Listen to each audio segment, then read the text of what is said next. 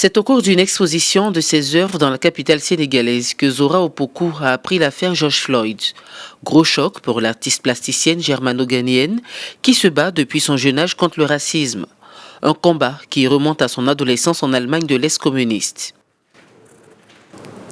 J'avais besoin de quelque chose pour exprimer ma colère, mes émotions, parce que c'est continu et répétitif. Et je me suis dit que je ne devais pas seulement observer, mais surtout agir.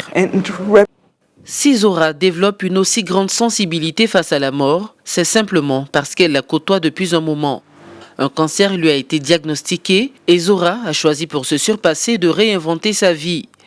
La peur de mourir l'a emmenée à s'intéresser au livre des morts du Ghana et à approfondir sa connaissance de l'au-delà, qu'elle représente par des dessins de main et des hiéroglyphes. Quand j'ai appris que j'avais le cancer, j'ai décidé de m'éloigner de mes normes photographiques en adoptant le collage.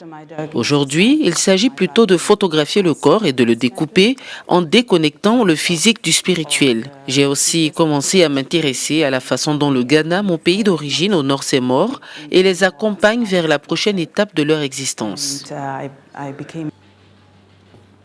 Née d'un père ghanéen et d'une mère allemande, Zora Opoku a longtemps été partagée entre ces deux cultures.